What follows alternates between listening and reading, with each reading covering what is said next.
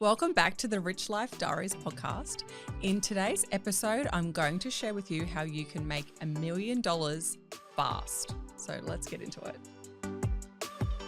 Welcome to Rich Life Diaries, the podcast where we talk real strategies for creating abundance, building a business you love, and designing a life that actually feels good.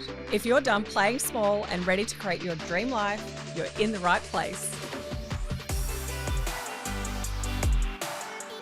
So in previous episodes, I have shared that I became a millionaire in 3 years into my business, and I'm now 13 years into my business. So there's a lot I've learned in that time on how to make money and how to make money fast, and I want to share all of that with you today. So what I'd like to share is if I had to start from scratch, how would I get there quicker? So instead of taking 3 years, how would I get there in 12 months, let's say? So I want to share step by step what I would recommend to you on where to start to basically get to that $1 million. So the first thing I would do is, if you don't have an idea, a business idea, is ask your friends and family or have a look at what your friends and family come to you for. Like, what's your unique gift? Everybody's got a unique gift. You've got something that people come to you for advice on. So as an example, my unique gift is, I probably have a few actually. I love making things better. So I love improving things. So I get so much joy out of helping people and making something better than the way I found it, if that makes sense. So as an example, last weekend, I took a friend shopping because she hates shopping and she just gets overwhelmed and she hasn't bought clothes in 5 years and all that. So she was like, can you take me shopping? I'm like, yes, I'd love to. I love doing makeovers and stuff like that. That's one of my, unique gifts.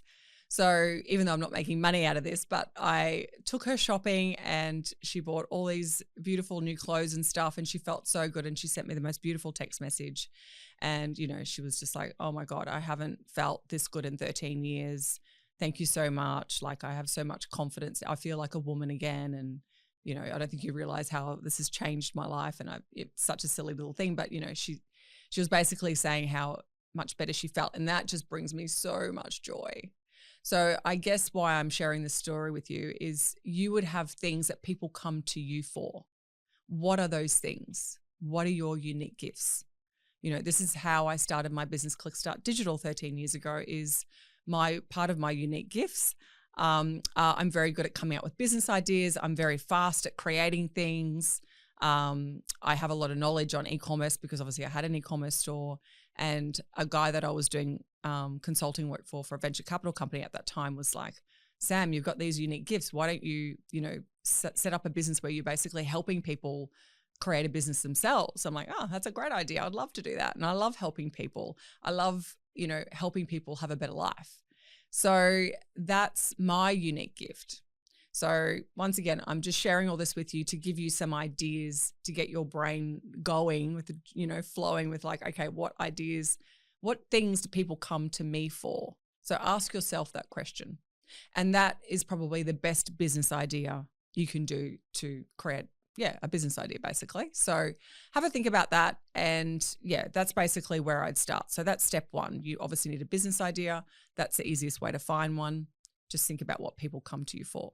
So once you work out what your unique talents or gifts are, then you need to refine that a little bit and work out, okay, pick a niche within those ideas on something that you can sell.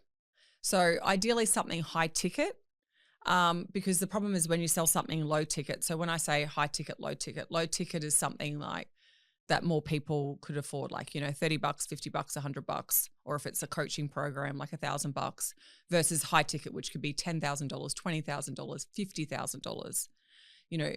It's better these days to do high ticket because you just make a lot more profit. Now, not to say you can't make lots of profit from low ticket items. You can, obviously, with our clients that are selling e-commerce, they're selling products online, they're making lots of money, but they have to sell a higher volume, right? So just have a think about your ideas or your unique talents and things that people come to you for, and see if there's any ideas within that you could sort of pull out, like something that you could sell for a high ticket. So you just want to pick an idea that solves a problem out of your unique talents. And then the next step is to build a website so people can find you. Get a professional website built, because obviously that's your first impression, that's your business's storefront or first impression. And make sure you spend a bit of money. Don't try and do it yourself on the cheap or whatever. Or if you are creative, sure, you can use Squarespace or something like that. But I would recommend paying a professional web developer to build a nice website for you, because as I said, that's your business's online brochure or first impression.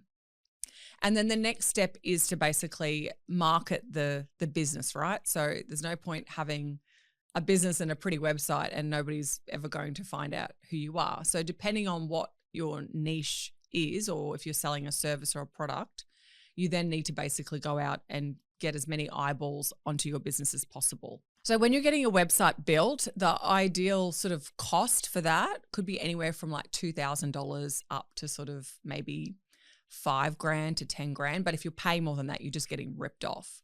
So you can find really good website developers on sites like Upwork.com. So that's a site that gives you access to contractors everywhere around the world, and there's loads of website developers on there. But just some advice on what to look for: try not to use contractors. Try to focus on contractors in more Western countries. You'll just get a better quality website in my personal experience. So look at Europe, America, UK, Australia, New Zealand. Look at those kind of countries when you're looking for a really good web developer, and you'll get a much better quality website and branding, because obviously they'll have to create your logo and things like that. And when you are going onto those websites, just get them to send you examples of sites that they've built. Get them to send you samples of logos and things like that, because you obviously want a beautiful, stylish logo design for your new business. So get them to send samples and have a look to make sure that they're in line with your vision and what you're wanting for your brand. When getting your website built, we recommend WordPress. WordPress has been around forever. It's a really sturdy platform. It's easy to use. Most website developers will build your site on WordPress anyway. If you are setting up like an e-commerce business, so you're going to be selling products online, I would recommend Shopify. So Shopify has been around forever. It's the #1 platform for e-commerce. Lots of amazing apps and things like that, specifically for the e-commerce industry. So that's what I'd recommend, either WordPress or Shopify ideally. Or Squarespace is good too if you're wanting to, as I said before, have a crack at building the website yourself. The next thing that I would focus on is automating the whole business. So I love automation. I'm not lazy, but I am a bit lazy, I guess. I love to automate everything. So if there's a tool out there that'll automate things for me so I don't have to have a human doing it, I will do that. And right now, since AI has just blown up in the last several years, I'm all over it. I love AI. It's like, right, how can I automate, this, and how can I automate that process? And by automating your business, you're lowering your costs, which increases your profit in your business, which is important. Because at the end of the day, revenue is vanity, profit is sanity. There's no point building $1 million business, that's making all this money, but you're making zero profit. So when you put into place automation within your business, it's obviously saving you on staffing costs and things like that. So automate your business where possible. So there's a couple of really cool tools that automate things for you. So I use Zapier, but there's another version of Zapier, and I think it's called Make.com. Same. They basically just connect all your software programs. They also do really cool automations and things like that. And yeah, just do research, put it in ChatGPT if you need help with automating a process. But yeah, with AI, it's just every other day there's new tools coming on to the market for automating processes and things. It's just, getting more and more that way, which is great for business owners because we can lower our costs by just getting AI to do a lot of the work and things like that. So that's definitely what I would do if I had my time again, if I wanted to get to $1 million quicker. Another thing I would do is I'd just run faster. So I'd put more money into marketing quicker. Instead of, breadcrumbing money into marketing, I just kind of go all in a bit quicker. I think a lot of people, we're all, I guess, a bit risk adverse. So people are scared to lose money. So they just breadcrumb a little bit of money into advertising or marketing. And in my experience, the people that get to $1 million quicker are just they've got more, they've got bigger balls. They just jump in there and throw whatever that marketing costs and ad costs, and they just get to that result a lot quicker. And that's what I've seen in my own experience. Once you can do some tests, obviously don't start an ad and then just throw like 10 grand a day at it or whatever. Just drip feed it for a week or two, make sure that the ad's working, and then, scale it to the moon. On the topic of marketing, make sure you've got multiple taps. So what I mean by that is I see this in a lot of businesses. Like I was at this entrepreneur meeting last week, as I mentioned, and a lot of the people in the room, it blows my mind. Like they rely on word of mouth. It's just like, what? They have these big businesses and these multi-million-dollar businesses, and it's just run off word of mouth. Half of these people don't even do any advertising. It blows my mind. So they're just relying on one tap. Imagine if they turned all the other taps on, like ads, influencers, I don't know, whatever, email marketing. Like there's so many different taps you can turn on to market a business. They're just relying on one tap. They don't even do email marketing. They don't even do SMS marketing. So many people, this is what a lot of people get wrong in business. And I was talking to a friend of mine the other day, and she's a psychologist, and she does really well on organic content on social media. She's got huge following, and that's her one tap. It's just organic. That's it. And I'm like, girl, just turn on these other taps, set up some ads and, do these other things. Start calling those people that went to that retreat and start doing, there's so many different things you can do to market. Marketing is just a huge umbrella, right? But it blows my mind that a lot of business owners are just relying on like one tap. You need to turn on all the taps. And there's so many different taps, As I said, there's organic social media, there's getting referrals, there's word of mouth, there's setting up ads on Google or Facebook and Instagram. The list goes on, email, SMS marketing. So much stuff you could be doing, so many taps. So don't be dependent on one tap. Turn on as many taps as you can, because that'll get you to $1 million much quicker than anything else will. Another thing to get you to $1 million quick is deliver amazing service. If you deliver amazing service to your customers, they will keep coming back. They will refer you to other people. Make sure you put a lot of energy into what you're delivering. It's all very well to have this amazing business in the sales funnel and you're getting all these sales coming into your business. But if you're not delivering good service, those people will destroy your business overnight like that. And I've seen this happen. All you need is a few negative reviews and your business is done. It's toast. So you don't want to spend all this money and all this time building this beautiful sales funnel and getting all these leads and all these customers in the door, and then you're delivering shit service or you're delivering a shit product. You're going to lose people. They're going to leave negative feedback, and that will destroy a business quicker than anything. So make sure you deliver amazing service to your customers and get them coming back for more and referring their friends. You want to be asking your customers for referrals and reviews as well. Now, a customer doesn't usually go on and leave a review without a prompt, to be honest, in my experience anyway, and from other business owners that I've spoken to. It's rare for someone to go and experience good service and go, oh, I'm just going to go leave a good review for them.